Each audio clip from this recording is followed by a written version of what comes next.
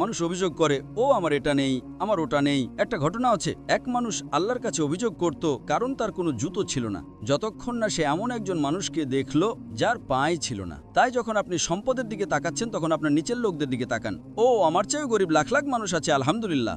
জ্ঞান এবং তাকওয়ার জন্য আপনার উপরের লোকদের দিকে তাকান। তাই যখন আল্লাহ আপনাকে সম্পদ দেন, আল্লাহ আপনাকে পরীক্ষা করছেন আপনি সেটা দিয়ে কি করেন। তাই সকালের আলোচনায় আমি বলেছিলাম, আল্লাহ সূরা মুলক সূরা নম্বর 6 আয়াত নম্বর 2 বলেছেন, আল্লাযী খালাকাল মাউতা ওয়াল হায়াতা। আল্লাহ মৃত্যু এবং জীবন সৃষ্টি করেছেন পরীক্ষা করার জন্য যে তোমাদের মধ্যে কে কর্মে উত্তম। আল্লাহ সূরা আনফাল অধ্যায় নম্বর 8 আয়াত নম্বর 28 বলেছেন, তোমাদের সম্পদ এবং তোমাদের সন্তান সন্ততি তোমাদের জন্য একটা ফিতনা, পরীক্ষা। তাই আল্লাহ যে সম্পদ দেন সেটা আল্লাহ পরীক্ষা করছেন আপনি সেটা দিয়ে কি করেন। তাই যদি ভালো নম্বর নিয়ে পাশ করতে চান তাহলে নিশ্চিত করেন যে আপনি তার বেশিরভাগই আল্লাহ সুবহানাহু ওয়া তাআলার পথে ব্যয় করেন।